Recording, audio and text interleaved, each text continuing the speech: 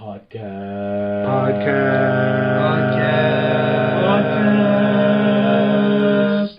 Are we saying podcast? Welcome back to Fanboys and a Filthy Casual. Back at you once again, I believe. Live? Question mark. This is Dennis. This is Lewis. Live. Alive. Yeah, Harold. Welcome to today's episode. Before we begin, thank you for our listeners. The weird fluctuations of listeners from like 0 to like 100 to 200. Like, it's really weird. So whoever is listening out there, please, thank you. I appreciate it. But it would be nice, if you're on Apple Podcast, please make sure to leave a couple of stars up there. Put some comments, or whatever you want to do, just to we know that you're alive and not the bots that Lewis is suspecting here. But if you're They're out there. But if you're a bot, 011-00011. Whoa, language, Dennis. Jeez, dude. I believe that was A. Dirty clankers. I know, wow. So today, I had a really, really good episode idea today. And it turns out that I might be leading towards like my faculties being diminished because I clearly, I remember that, I even remember texting that message. I was so adamant about it. I was like, dude, this is going to be a great idea. I can't believe I thought of this. And yeah, I have no idea why I asked for it. Harold and I were all like, yeah, dude, great job. Now that I really think about it, like the fact that you came up with the idea and then you guys asked, what are we doing for the idea today? And I was like, yeah, we should do this one that Dennis thought of. And then Lewis is like, okay. We heard nothing from Dennis. And I was like, this is suspicious. And maybe he didn't know anything until right now. It's not a prank. It's not a prank, man. It's the most elaborate prank he's ever done on episode 299 for some reason. But yeah, surprise! I'm actually like a genius. surprise! This is actually episode 300, and the big anniversary episode. We're winging it. Yeah. We didn't prepare for this or anything. No, never. That's why you 200 AI bots actually listen to in. us, exactly. 011-0011. Imagine if we're actually feeding the algorithm with all our nonsense, dude. Like AI out there is like, yes, these are these resources. This is the source code. Or what if we are so dumb and ill-informed that AI is like, nope, not these guys. It can't be from these guys. Or at the bottom, there's like a distinct warning. It's like, it came from this podcast. So, chances are it's probably not right. Hey, infamy is, remember, infamy is just like infamous. Yeah. As the famous Dusty Bottoms has said, or what? Yes. He's infamous. Infamous. He's more than famous. That's the definition of infamy. Yeah. Duh. And if you get that reference, welcome. Good for you. You're on the right podcast. Throwback to our very first episode, I think. Surprise, itches. This is the 3rd birthday. People get canceled for that, Dennis. No, I can't. Surprise itches? Yeah. That's our new shirt idea. I battled that a couple of times. Yeah. And see your doctor, by the way. Shout out to Kaiser Permanente, who's whoever's out there. More power to you. But stay strong. Yeah. Enjoy the lechon that I saw. It's amazing. How you had lechon while it was raining, pouring down. It was amazing. Yeah. That's dedication. That's the power of the strike, man. Yeah, more props to those guys. Yeah. And thank you for helping with Harold's surprise itches. Yeah. Exactly. Regular itches he can handle. Yeah. It's a surprise. It's like, like, so where did that come from? Before I don't remember that touching anything. Before we get to my favorite, my great idea, Lewis and Harold wanted to kind of bring us down a little bit. Come on, man. Maybe we should save this to the end. I know. We're gonna put this in the end. That'd be downer. Damn it, Dennis Downer over there. Jeez, dude. Denny Downer. I'm trying to. I'm the one who's trying to be like all positive and everything. You are. So yeah, I think we're at. We do have some great folks that we want to remember, but we are going, like Harold suggested, we're gonna wait till the end, man. Come on. So we're gonna keep writing this this conversation that we're having. Dennis suggested on the chat, and this is the suggestion. I could have sworn I remember I must have seen or watch something that was so amazing, but it That was like, triggered you, and you were like, yeah. yeah. And the idea is that that there are things out there that we see, that we watch or whatever it is, listen to, that should not have been that good, but it was amazing. When it turns out amazing. So I don't know. Maybe the whole, you were talking about.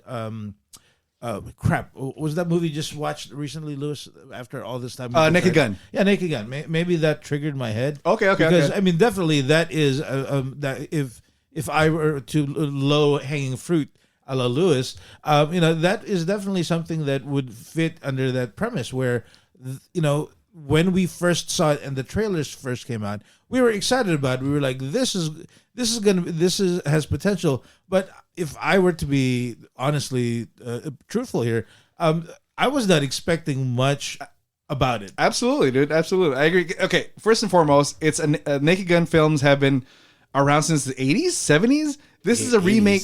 80s, yeah. So this is a continuation of a movie. The last Naked Gun 33 and a half came out when we were in high school. In the late 90s, good lord. So this is a 30, 40-year-old franchise. So again, that's one fact. Some of you guys are still in high school. Some of us are in college already. Jeez. It's a remake, or it's coming back to a franchise that hasn't been around in literally decades. It's starring Liam Neeson, who is a unproven, or he's had some funny comedy bits in smaller roles, but he's not a comedian. It's a bit of a throwback. It's a slapsticky, what do you call it? What's the genre called? Parody film that hasn't been really done well since like the first few scary movies. There's been some horrible parody movies in the last Like Meet the Spartans. Thank you. Like Meet the Spartans, the superhero movie, all that. How dare you? That movie's awesome. Leslie Nielsen is in that movie, dude. Was he? I didn't even know. Yeah, dude. that was actually on his list of things that should have not. Yeah, I don't know how you took away my answer already. So let me just go through my notes real quick. So yeah, like Dennis said, like this movie had no right being good, and unfortunately, I waited till it was streaming to watch it, and I regret it. Like Harold said at the tail end of our episode last week, he didn't see it till recently as well. I gotta echo it. Like I wish I saw it in theaters. I want to say I supported it by watching it on Amazon Prime, where it's streaming, complimentary right now if you have the service. But yeah, dude, I wish I could have put some money like where my mouth is and actually supported this comedy. And hopefully, another sequel comes out in hopefully less than 10 years. But yeah, it was funny. It was good. It was again, like Dennis said, no right being as funny as it was, and it was absurd and ridiculous. So anyway, H, what were you saying, dude? Huh? I think H went My favorite part was Jeff Dunham comedy is great. Do you want me? Should I go into my example? My sample? Oh, sure. I mean, I thought. Well, the way we normally do it, we go one by one. If you want to start it off, go for it. Sure. Yeah. Yeah, that cough is not an example of it. Just so you know. Surprise itches. Yeah, there you go. See, it came out of nowhere. The one when Dennis actually brought up this is what's still cracking me up, is when Dennis brought up the subject. There's one thing that automatically came into my brain, and for me, it's always going to be the Lego Movie. The Lego Movie. Oh yeah. I always remember, like my friend was like, she has like 1 million children, and she goes, watch this movie with me and my kids. And I go, I don't really know. I don't think I'm going to be entertained. And then when I got in there, and I could not stop laughing throughout the whole thing. The whole Lord Miller thing, I didn't know them before that. I mean, I knew them from How I Met Your Mother, but I didn't know that they were going to be some of the, doing some of my favorite things. Like even though they did 21 Jump Street, like a couple years before that, and around the same time, I was like, them doing an animated movie was not, part of what I thought I was ever going to be entertained by. And truth be told, I have never been the biggest fan of Legos. I've been a fan of Legos, but not like I'm going to watch a whole movie about it. And then watching it, I was like, dude, this is fantastic. Whoever's doing the voice of Emmett, this guy is going to be the greatest actor of all time.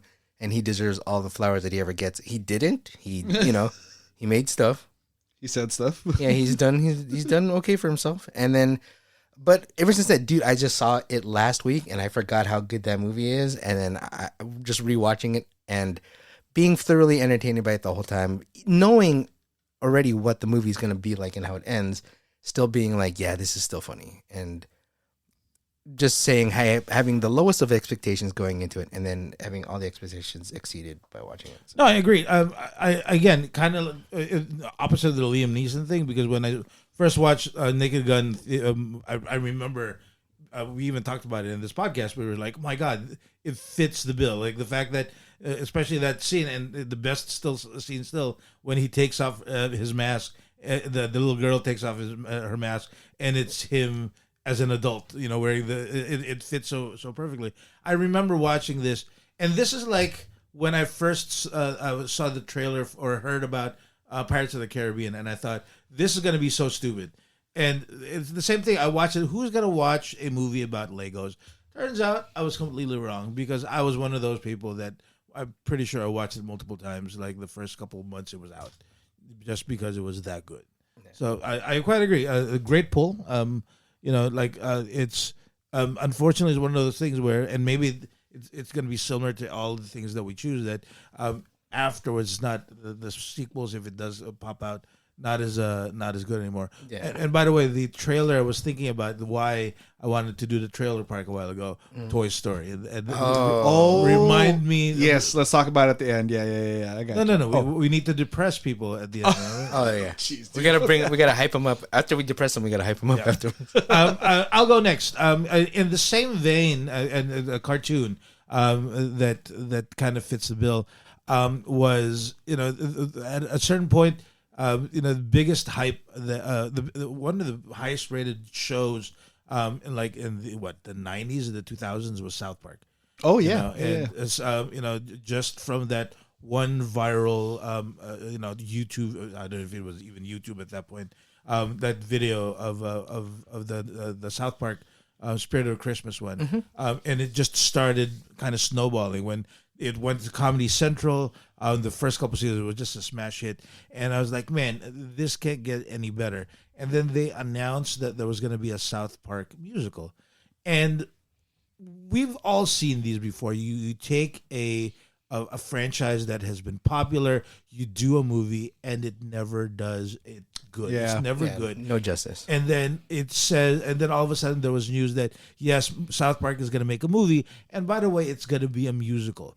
And you of all people, we are lovers of musicals, and so the bar is already like South Park movie musical. How bad or how good can that thing be? I remember first watching that, I was just amazed. First and foremost, it's still South Park, but I'm amazed just how good of a musical it is. Especially there's that one part at the very end where it's like where I don't even know what the term for the musical is, but near the end where all of a sudden you take all the musical styles and musical songs and you put it together in a medley that actually like works with each other. Oh yeah. And I was just so amazed that you were able to the Uncle Effer part, blame Canada. Yeah. And then you still had Kyle still singing about drill, all at the same time. Like, how do you do this? And at the same time, you have the comedy, you have the jokes, and it actually had a decent plot line, Yeah. So like I remember watching that, and I was like, this is the best musical I've seen in a long time. Yeah. And so it's not even a South Park movie; it is a good musical, and the fact that it was a South Park movie. That was better than it went above what it should have been. It should have been, yeah. I mean, of course, now we know because of the Mormon musical that they did. Like, yeah, it proves that they had it in the whole time. Yeah, but we just didn't know at the time. Yeah, and I'm disappointed they've never done another maybe. I think the Book of Mormon is probably their sequel. Yeah, it's like a spiritual success or whatever you call it. Yeah, I guess. But yeah, that's my first one. Yes, Harold. You don't have to raise. No. Sorry, I totally. We're not a video podcast. But you know who stole that whole technique about the mixing all the songs together? Gershwin. No. Lin-Manuel Miranda. Ooh, hot take. Every musical, Hamilton. every musical really? Lin-Manuel Miranda does, there's some kind of thing where he does that. like In the Heights ends like that. We Don't Talk About Bruno is a whole example. Perfect. I have to re-listen to that. I need to re-listen to both now. Okay, interesting. And then I think there's parts in Hamilton, but he always does a thing where it's like, remember that one song, and then here's that other song that I'm singing, He's like, and now I'm singing this other thing, and I'm gonna rap over and this. for some reason it's in the same key. I don't know why I just did it like I was Edgy Dice Clay for a second. Same guy. Because your wife told me I could be good at stand-up comedy, and I got excited. Wait, Lin-Manuel Miranda said you could be a good... Well, I'm married to Lin-Manuel Miranda. Wait, what am I doing here? This is the medley right here, guys. We don't talk about it. Yeah, we don't. She's sleeping, so... Leave her alone, man. Let her nap. She doesn't get this at home. Hey. Oh, man. I'm going to pick up... Good for you, Louis. Yeah. I'm going to pick up a couple of threads that you guys brought up already. Musicality and the little guy who starred in the Lego movie. Guardians of the Galaxy, I felt had no right being as good as it had to be. It was, again, this is almost 8 years ago, I guess, or so.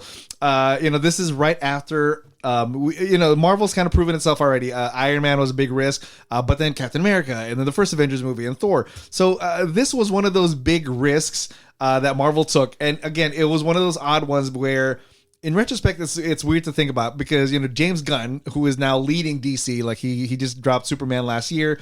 He's basically guiding this whole new comic book universe on the other side of the aisle. And he cast this.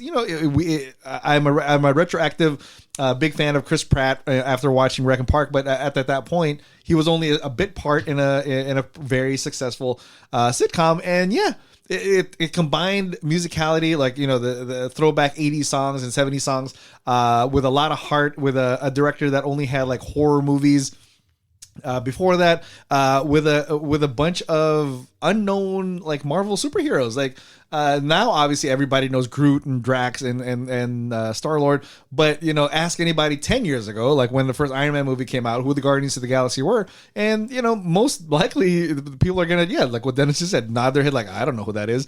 But big risk, no right being that good, and unfortunately, it kind of fast forward a few years, and it has kind of proven the point that it was lightning in a bottle, kind of like it had no right being good, because Marvel has taken some risks since then, and a good amount of them, perfectly honest, haven't quite played out or haven't like paid off as well as they would have hoped for those kind of big risks. So it just shows you that with the right actors, right cast, right right director, you can do something that has no right being as good as it is, turning into like a 3-movie franchise and launching people's careers into the stratosphere. So that's my choice, or one of my picks for movies that had no right being as good as they were. Guardians of the Galaxy. Yeah, not to maybe step on other people's items on the list, but I'd even say the first set of, not all of it, but the first set of Marvel, the MCU movies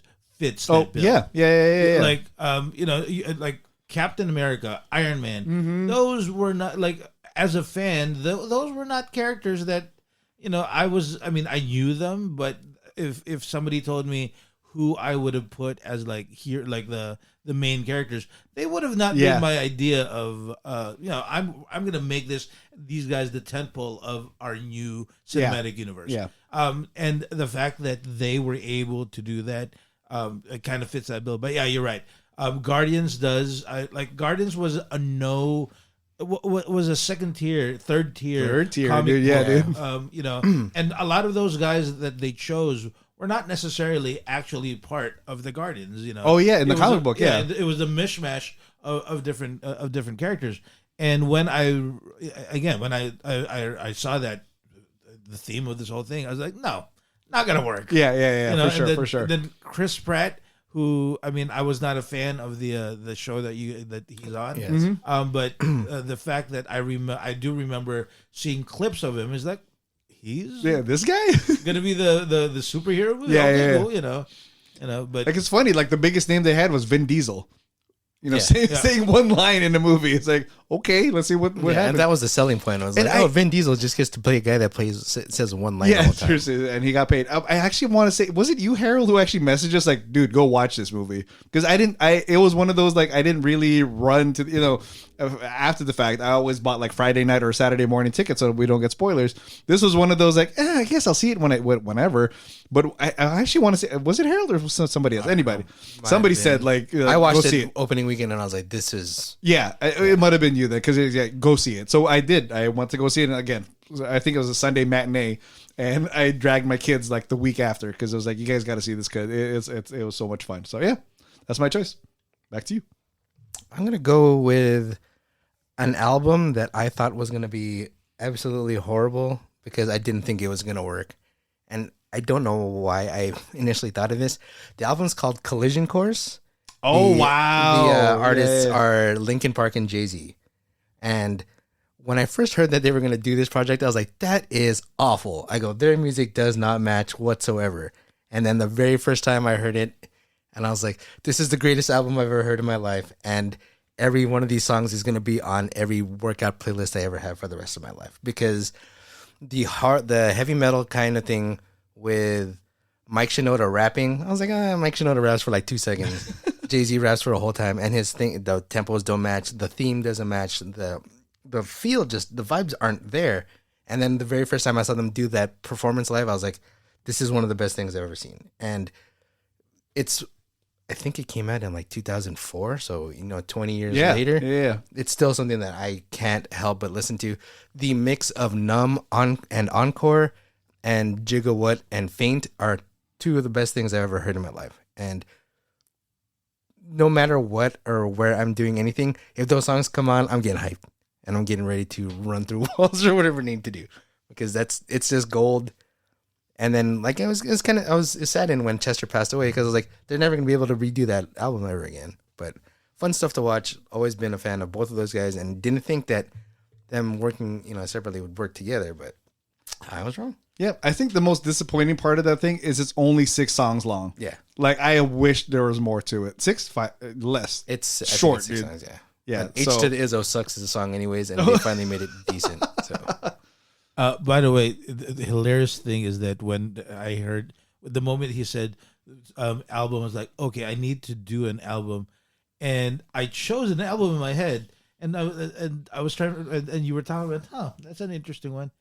It's the friggin' same stuff. Oh, wow. But the problem is, I don't know the name of the album. And so It's the one with Linkin Park and the rapper guy. and when you name it, that's an interesting name of the song. And, Shinoda. the whole time your face changed. For a Shinoda. second. Oh, I know that name. Yes, I quite agree with you. That is the Encore is my number one song. That's the start of every single workout ever. Nice, dude. That's the first song that pops up. That's the one. That's the one thing that hypes me up. Well, I don't know what hypes me up, but gets me ready for the next like 30 minutes to an hour of the and yeah. And I agree. I can't believe I'm agreeing with both of you. Yeah, there should have been at least a couple more. You know what's funny and not funny, but like I've known Dennis obviously for a long, long, long time, right? And the year that you have to add that Well, extra It was long like those at 3 the end? longs in that one, dude. Damn. Remember the year we went to the year that we did Sports Fest is when Meteora came out. The album Meteora came out. And I knew your brother was gonna love it because me and your brother have similar, at least before we used to have similar musical tastes. And I didn't think Dennis was gonna get into it. And then like the whole ride to Sports Fest, we're like, dude, this album is so good. And then Dennis is driving and he just seemed like, I was like, he's gonna like Linkin Park. And then your now wife was in the car with us, and she was like, "I love this band." And I go, "Oh, it can be." This is cool. I was like, I don't know why I didn't see this coming from both of you. Yeah. But I'm welcome to it, and I'm so glad that. Yeah, I was secretly a Jay-Z fan. Yeah, look at that. Look at that. Yeah, my nickname in high school is Jigga What. Whoa. Again, it is funny bringing it up because, like, I don't think I feel like if I recall properly, like after that came out, there was some talk about like other Collision Course or those kind of mashup albums, but it doesn't work out for a lot of other people. Like I can't imagine a lot of other like Wow. Iraq? I was going to say rock and rap. Rack music. Any like rappers? Is that like yacht rack? That's for us guys, dude. Like I can't imagine any other rap acts with a rock art act like matching as well as it did. And I'm trying to recall. It's kind of like it's like the Unplugged back in the 90s of like Nirvana did an incredible Unplugged, and then like the subsequent ones were like they were okay. So I don't remember if they ever tried to go back in the album or back in the studio to like do any other mashups with who knows, I don't know, Korn and somebody else. But yeah, this one was again like crazy lightning in the bottle kind of situation. So good pull, dude. I like it. As Harold just we're talking about music and everything. Everybody here in the pod knows that I don't have a huge extensive knowledge of music. There's only certain like bands and musicians I like. And one of the musicians that I've actually, there's only a few music acts I have to watch. Menudo, weird enough. I actually watched. Broke Lewis, dude. he didn't see that coming. Yeah, but did I never tell you Menudo was my first concert ever? No, dude. Yeah, That's why because Ricky Martin was at the halftime show last Yeah, week. why But do you anyway, think I know Ricky Martin? I knew Ricky Martin when he was the newest member of Menudo, bro. Listen, that's not my Menudo. who is this poser? Get him off my stage. Yeah, everybody who watched Cannonball Run thought it was. I liked that because of the actual movie. I liked it for the song. God, dude. Okay, please continue. So I have that, and then I've watched the Foo Fighters in concert, amazing and everything.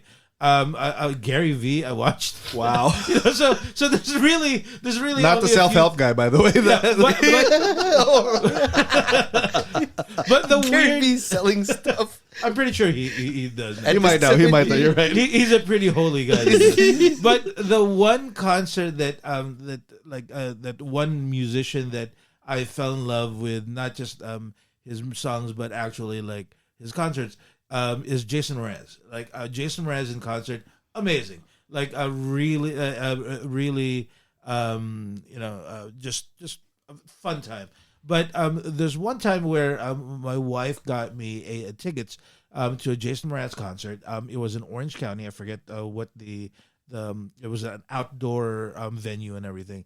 And I was sitting there, and it was almost like a festival feeling. I was like, oh man, that's pretty cool.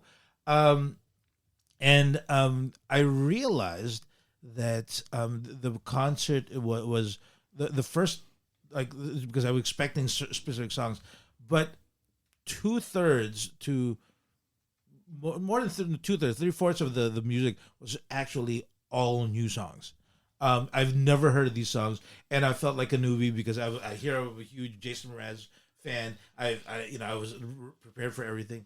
And everybody around me knew the songs. Oh no! And I guess it had dropped like a couple months before, and this was the tour for the concert. And at first, I was like, man, I was expecting like eventually they did do certain the classics, but a huge portion it was real, just all new, and I was shocked at how amazing the song was. Like every single song on that album it's the Love album. Every song on that album, to this day it's one of those few albums where I don't skip any song in there. And it just so like I was telling my wife, like, because I didn't realize it until later that it was all like it was the brand new album came out. It just so happened that there's different songs there that it almost felt like he was singing the song about the situation, like oh my God, he's singing the song about me, about us being in love here in the desert of California, and everything just fit. And to this day, that's my favorite concert I've ever been to, just because it was such a shock, it was such a surprise. And when I got home, I was able to go on iTunes and re-listen to all those songs right there for the very first time. So, in terms of concert that was better than I thought of it. Like I knew it was going to be good, but to this day, it was way better than I thought it was going to be because I was introduced to a huge slew of new favorite songs. Oh, that's good. Right in that moment. There's this one particular song where oh crap, I'm forgetting the song. But he sings with a puppet. Okay. If I remember the song, but it's him singing with a puppet, and I'm sitting there going, "Why does this work?" And it turns out that Jason Mraz not just a good singer, but he's a good puppeteer. No way. Yeah. Just to say, Did he do a duet with a puppet? Yes. Was No, it, I'm joking. Did no. he do Lucky? No, That'd be dope. No. I'll skip. I'll remember that again. Memory problem. Okay. Remember? We're working on it. That's why 300th episode is gonna be my last episode because I don't. Stop, dude. But yeah, there you go. So, Nice, dude. Okay. Musical take. Unfortunately, I don't have any hot musical takes on this one, but I do have something like a little offbeat, and it probably shouldn't have worked. A different genre. Katamari Damacy. I don't think if I'm, Oh, the video game. Oh, wow. I don't even know if I'm saying it right because it I was. always thought it was Was that a PS? Calamari Democracy. Stupid dude. Was that a PS3 game or That's a PS1 game. PS2? Yeah. It was an old game. So if you are an older gamer like some of us in this room, the concept is so weird. It's basically you start off. There's a king of the galaxy who sends his son to Earth to create balls of stars, something like that. I forget already. Damacy. Yeah, Katamaris, and the whole game is you basically rolling stuff up. Like your center of gravity is so tremendous that or gravity or magnetism. I don't even know what the concept was anymore.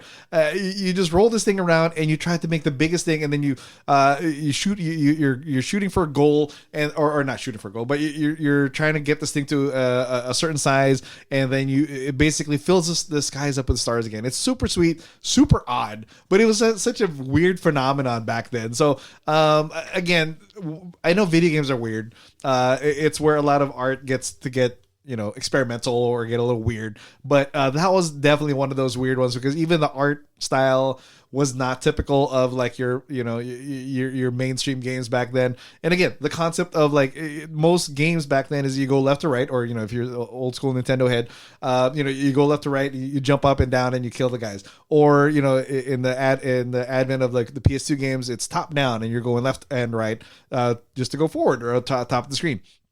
But yeah, this one was a different one. So yeah, that's my pick for it had no right being that good. I'm a lapsed gamer. I don't remember if they made a sequel to it.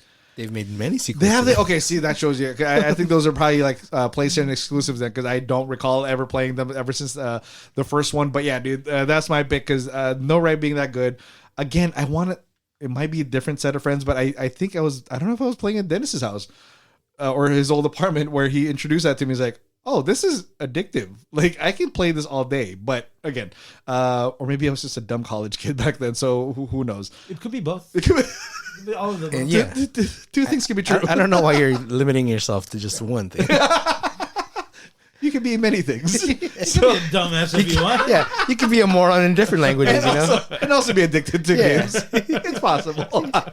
So yeah, that's my choice again. A game that had no right being as good as it was, and definitely addictive. And if, like Harold said, it sounds like there's been plenty sequels since then. So I guess they did something right, and it's still out there kicking it today, dude. Do we have one more before I can we do one real quick. depress each other? Go for it. My one is I'm going back to the movies because it's one of the things that I was trying to think about movies that I never were expecting to not just love, but end up loving and then end up being like a cult classic. There's only one I can really think of just because it came out of literally nowhere for me and maybe for a lot of people. The movie is Zoolander. I never expected.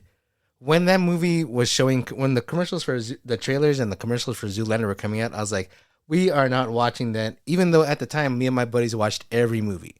And I was like, we're not watching that. Let alone the week before that movie came out, something bad happened in New York. I don't know if you guys remember that thing. And a lot of people were like, dude, we shouldn't probably watch comedies because... I don't remember that was that soon? Yeah. Oh, wow. Okay. And I went to Vegas though a couple days after that. Anyways, but like it was weird because it was that, and then it came out, and then no one was watching the movie in the theater because I don't know if we're allowed to have joy at the time. Oh, yeah. And then, Rudy Giuliani went on SNL and he said, it's okay to laugh. We can all have a good time. So me and my back buddies, when we still like Rudy Giuliani. yeah, when he was still a normal human being. he wasn't melting. Yeah, we don't know what happened to his hairline or his morals. But we're not a political not a political podcast at all, but F we that just guy. don't like the guy. Yeah. Screw that guy. Anything that bad that happens to him is pretty funny. That guy took a weird turn, man. Yeah. Like, I didn't know that between him and Lorne Michaels, he'd be the more evil. But anyways, I just remember watching, going into it, I was like, I don't know if I'm going to enjoy this. And then, no joke, I remember Dennis going, I think you're going to enjoy this movie. Okay. And then I was like, I don't know, my friends aren't going to like it. And then Mooney goes, yeah, I think you're going to like it. And I go, I don't know, I don't really like Ben Stiller, but I love Will Ferrell. Yeah. And then Mooney and Dan go, Will Ferrell's not really the biggest part of this movie. And I go, we'll see. And then when I left the movie, I was like, this is one of the greatest movies I've ever seen in my life. And I could not stop. Like my buddies hated the movie, which is weird because we generally have the same taste in movies. They didn't hate it, but a lot of them liked it because we used to roll deep. And a lot of them were like, I don't know what we just watched. And I go, dude, we just watched a goddamn American classic. And I go, this is going to be in the Hall of Fame for one of the funniest things that God has ever made. And I'm sorry for what happened last week in New York. But we were just like, this is great. I love all of this. And wasn't expecting it. And literally, when the movie even started, I was like, And then it just grew on me. And I was like, I need to watch this again. So I mean, Will Ferrell's no Michael McDonald, but who is? see, if that guy had told me that Zoolander was good, I would not have watched it. Because there's certain people in the world whose opinions don't matter to me. Are a total 180. We're like, oh, you hate it? I will love it. It's not even the opposite. It's not the opposition to what they believe. It's just who's saying it. You know what I mean? I have to look up the guy's name, by the way, so I'm not going to try to pull like I know that. Steve? No. The actor, dude. The actor, not the guy who said it. Jeez. Who's going to get that reference? Our other listener, dude. He talks about listening to us all the time. And thank you, by the way. Thank you, by the way. Thank you for bringing him around. You're not a butt. Thank you for bringing him around and making him say that to me and me wanting to punch him in the face. Although he took Jeet Kune Do and he could snatch my fist because it's the intercept. It's very. I feel like it was very performative back then. Anyway, good pull, dude. Yeah, Zoolander. Oh, wow. It's hard to Nice think use of. of performance. Yeah. He's performative wearing the kung fu suits, right? I feel like it, dude. I feel like it. Guaylo? Aren't they allowed? Isn't that I love the fact that Harold uses the term guaylos. I thought I was the only one. Because I love that word. And any listeners who were offended by that, I apologize. Also, if you've never seen what we kind of look like, we can say it. Yeah, we can. I think so. Partially, half of our, Harold's 1/10 of our family the is only allowed to other say. word Harold needs to use is gaijin. And then, We can't use that though, because that's on the other side of the. okay, so my last one is a movie that I'm almost positive we talked about this, but it's a movie that I was the only person in the theater that watched it. Oh, that wow. was laughing. Like it was a packed theater, and I was the only one that laughed throughout the whole movie. And I was that one guy just going ah. Was it Schindler's List? Yes, yes, it was Schindler's List. No, A laugh riot, Dennis. Saving Private Ryan. Reviewed by Dennis. no, it was Galaxy Quest. Oh, really? Yeah, Galaxy Quest came out. For those people who don't know it, you should watch it. If you've never watched it, it is it's one of the top two best Star Trek parodies ever. Oh, wow. Okay. And I was trying to debate which one to use, that one or the one with Seth MacFarlane. Because either one. But Galaxy Quest, when it came out, I was like, wait a minute. Tim Allen is going to be doing a parody of Star Trek, and he's going to be playing a version of William Shatner. I am down. Mm-hmm. And so I went and I watched it. I still remember I was in Orange County, dragged my brother along because I needed somebody to go with me. Watched the movie, and I was the only one. The whole theater was packed. I was the only one laughing, and people were just kind of like, just one of those movies where you can feel the audience turning in the Oh, no. and I'm pretty sure people walked out because nobody liked the but to this day, Galaxy Quest is still something I watch every so often. People oftentimes think it's like it's just really a parody, but it really is a love letter to what Star Trek was supposed to be. And it made the premise. And if you think about like the actors and actresses in it, the fact that you have Sigourney Weaver, the fact that you have Alan Rickman in there as parts of the show, amazing. And tell me if you guys have watched that? Yes, yes. Cool. Okay, just checking. I was about to. By Grabnar's hammer, I have. Yes, thank you. It's Grabthar. Okay, all right, dude. Damn. Nerd. There's a casual. Get out of here. I was so proud of myself because I remembered it. I'm like, I remember the one reference. I still remember. Like, I just wanted to say, grab them nards. If I say Sam Rock Genji or something. Okay, how dare you? First off.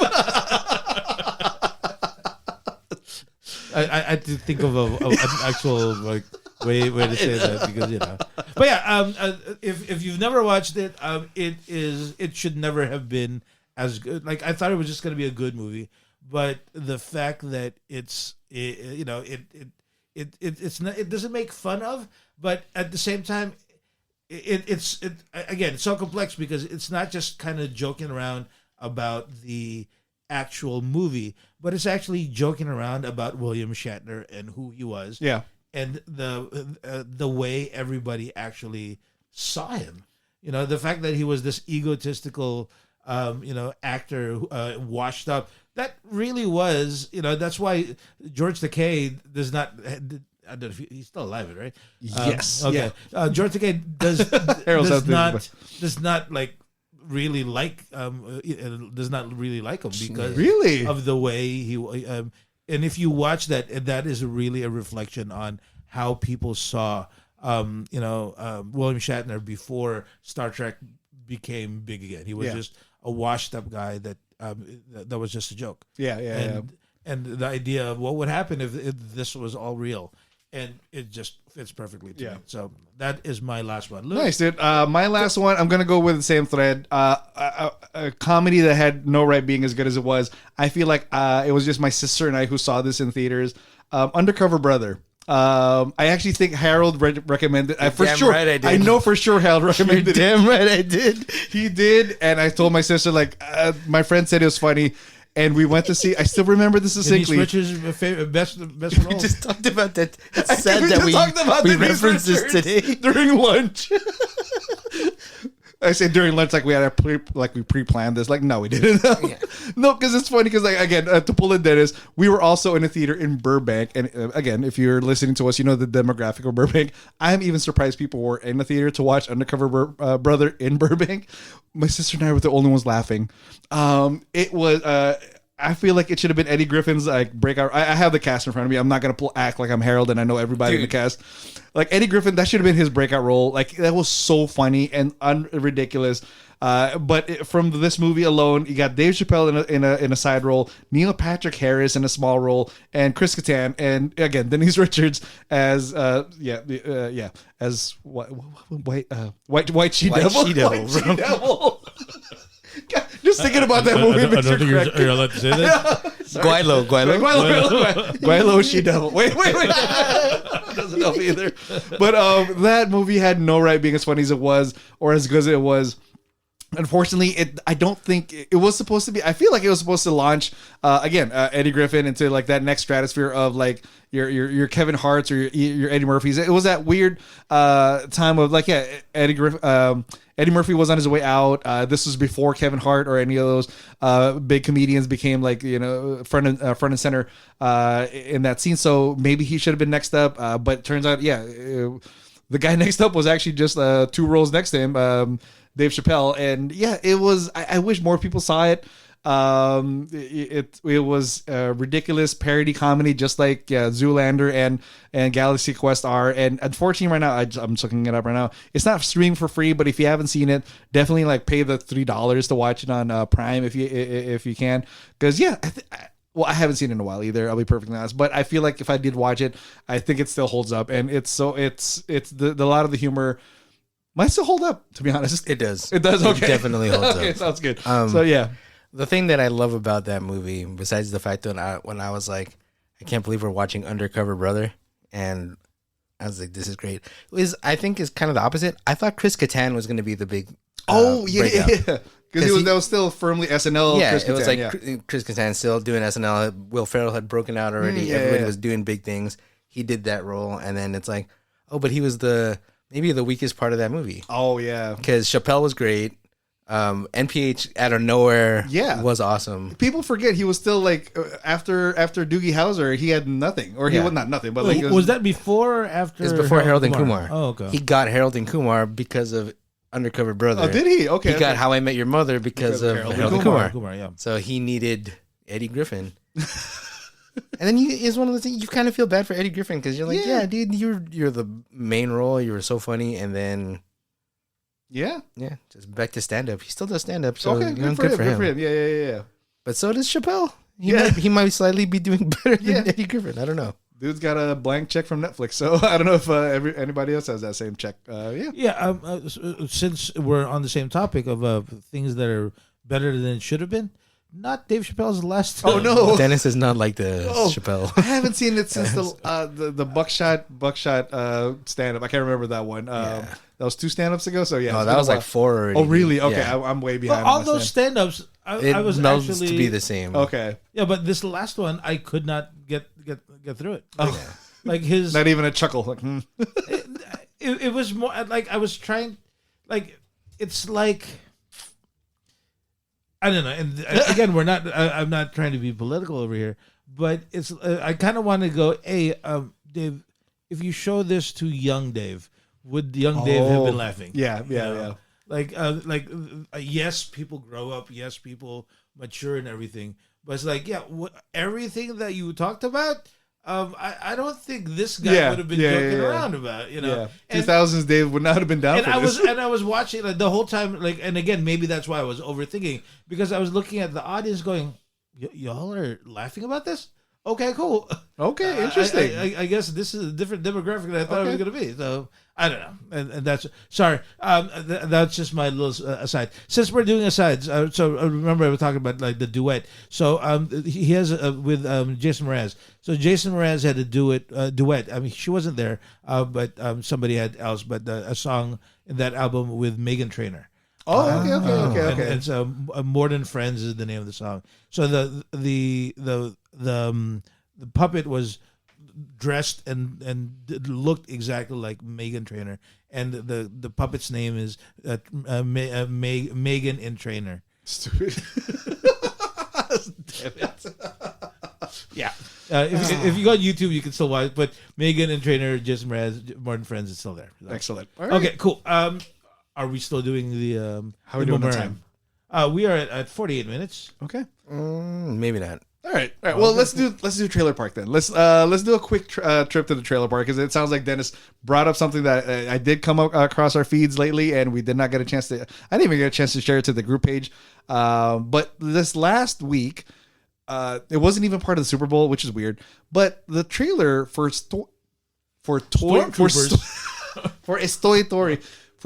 Story 5 dropped. Yes. And we got a chance to watch it, I believe. And yeah, let's talk about our first look at the 5th installment of Pixar's go-to, cash grab. I know we just talked about cash grab at the Wonder Man review, but yeah, what did we think about the return of Buzz and Woody? I thought Woody was retired, bro. Yeah. What is he doing? First and foremost, I thought that. Remember, just for everybody, I'm the one out of the 3. I'm the person who thinks Toy Story is not as good as everybody. It's not. True. Maybe Toy Story 1 top tier. The rest 2, 3, and 4. I don't think they're all poo poo. Even the one where Harold and Lewis like cried. I love the 3rd movie. What's wrong with you, man? Yeah, that's what I'm saying. Like everybody thinks that it's great, but I was like, oh, okay, the retread and everything. But you can't use that word, bro. Wait, I can't. No, that's my word. Oh, Not my word, our word. Okay, Retread. whoa. Many things can be true. We talked about At the this. same time. Wow. That all felt like it was pre-planned, Yeah, guys. you stole that from them, dude. Wow. You colonizer. Can I say rehash then? Yeah. Okay. Yeah. It was a rehash. But this one, I needed to get your opinion. Well, first and foremost, there was some. I really liked one particular, and I know everybody's talked about it, but the fact that Woody is bald in this thing is hilarious to me. The fact that that you need like a touch up or something for his bald spot is amazing, just because it's making me feel older, and again, my mental facilities, Faculties. there you go. See, I can't even say those words anymore. What a rehash. Whoa. But the one, before I touch upon my issues with it, I thought it was I thought it was interesting. You're right, Lou. Like, I thought, at least in the storyline, because even though I didn't like it, I watched it.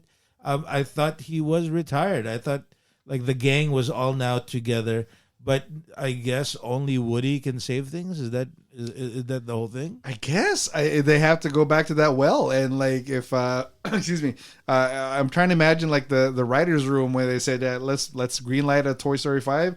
Do we call Tom Hanks, or do we leave? Is this movie enough for just Buzz by himself? And the cast of whoever stayed with what's the new kid's name? Not Andy, but the new kid's name. Yeah, but I guess not, dude. They had to bring back Woody. Yeah, And weirdly enough, there's a line there where Woody and Buzz are like next to each other, and Buzz looks at Woody and goes, "You don't think I could do it myself?" Turns out, no, buddy. Apparently, no one went to watch that other movie. So Yeah. You know, Oh couldn't do no. Galaxy Quest? Hey, you're right. Nobody did watch that. this is a very Tim Allen specific, centric. This is the most Tim episode. Allen movie episode ever. The Santa Claus, right? H. It was okay. It was really. I wasn't looking forward to this movie in general. So even when the trailer came out, I was like, I don't want to pay attention to this. Yeah. I was playing and I was like, okay. And the sad thing for me is, we talked about having to see the series throughout all the years. I just wanted to see what Conan O'Brien's gonna do. Oh, he's in a movie? Yeah, he's the I did toilet not- paper looking. I gotta look at. Robot. I gotta re-listen to it. Okay, maybe I didn't hear him. No, he didn't say anything. Oh, okay. But then I just know that Conan O'Brien's in it, and then I was Okay. I'm looking forward to this. That's it. Okay, So- okay. I'm just glad. I don't know who it is, but if you've seen the trailer, the antagonist, or at least I don't know if it's a bad guy per se, but at least the antagonist for this movie is going to be the iPad Yes. of the Toy Story universe, the Lily Pad. And I hope it's not Aquafina. No, it's another Asian Oh lady. my god. Okay. So again, okay. Whoa! She's a national treasure. which nation? Everywhere, because I just watched Shang-Chi. She's the best part of that movie. Did you skip a lot of parts? Was it in Mandarin? But yeah, okay. Again, this is teetering on like being inappropriate, but like I could tell she was Asian. Like the voice of the iPad or the tablet was like, oh, that sounds like either the daughter in Everything Everywhere All at Once, or well, definitely not Aquafina, because you can tell if it's Aquafina. It felt like she smoked 5 cigarettes right before she recorded. Hey. So and she was calm. yeah, she was exactly. She was relaxed. So yeah, interesting. I guess I get it. If you are a parent, or even if you have nieces or nephews, or if you've dealt with children in any capacity in the last 15 years, you know that tablets have become the newest toy. Not even newest. Like I said, it's been 15 years old since years since we've had technology on our laps and in these kids' hands. So I guess it was just a matter of time before Toy Story addressed it or made it the antagonist. I'm surprised they even waited this long. Ironically, that they're making technology or this kind of thing the bad guy, when again the irony is that the Pixar uses a lot of 3D animation, or that's their whole bread and butter is technology being what they create now. So yeah, I'm interested. I'm not sure if I'm going to see it. Yeah, same. There's only one aspect of it that I actually want to see. Okay. And it's how they're going to end it. Mm. Just because in all the movies, there's always been that sense of, first Finality? it was Andy, Yeah, and then next there was I forget the girl's name, but there was always that Sandy. Was it? No. Okay. But there was always that one sense of, don't worry, we're going to be okay. Right, We're yeah. still going to be played. Yeah. Andy's still going to love us. Oh, now this new kid's going to love us. Yeah. There was always that sense. How do you go? There's no way the kid is going to be like, Mom, I think this iPad is good for me. Yeah. I'm going to go back to toys again. Yeah, I'm gonna go analog. I'm like, no, dude. No. That's a good point, dude. That's a good point. The fourth and the third movie, which Dennis makes fun, but I did love it because it did have a sense of finality. Because it's like, okay, Andy's time is done. Move on to the next girl. And then the fourth movie, like, okay, maybe Woody's time is done. He should, if he can't play or find a child to play with, him and Bo Beep could at least be together, doing whatever they want to do. But yeah, this fifth one, you're right. I do wonder how they're going to end it, or if it's going to be like not that it's a different Disney franchise, but it feels a lot like the Pirates of the Caribbean movies. Like almost every other after the third movie, like every Pirates of the Caribbean movie has been like, oh, this is it for the adventures of Captain Jack Sparrow, and then until the next movie, it's like, oh, just kidding, that nice ending he got last time, not it. So here's another ending for them. It's like, oh, okay, but I get it. Disney's trying to make money, or not trying. They're a revenue making company. I went to Disneyland yesterday. They made money. They are not struggling. You're welcome, Disneyland. So yeah, boo-hoo to your movies, but then it'll still go to your parks. So it's funny too, because I mean, the first movies came out when we were in high school, and we're like, you were in high school. Okay, again, I was in high school. I was in high school. Okay, most of us were in high school, but now, like again, we're Why were never mind. now it's like, yeah, like I was able to watch the third Toy Story movie when my kid was still of that age. Like he loved that kind of thing. The fourth movie came out, we were already at the cusp. I think we only watched it streaming. This one, I'm in my 40s. Like my kids are in high school or older. Well, no, They're it's gonna not be hilarious. That's what you look forward to. Hey, see that message? Yeah. Get off your damn phone. Get it? Damn it, kids. So I don't know who's gonna go see this. I mean, I get that there's a demographic out there. Turns out there are other kids that that aren't your kids. that aren't ours. I guess, man. But yeah, well, more power to them, I guess. All right. So, H, what do you think? They dude? don't need any more power. Hey, Luke, can you do me a favor real quick? What's Woody's girlfriend? Bo Beep? Bo Peep? What is it? Isn't it Bo Peep? One more time. Bo Peep. Bo Peep. When I first heard it, I was like, What do you think it said, dude? it sounded right. No, it was like peep, boop, beep. Boop. He said, yeah, you know him and Boop.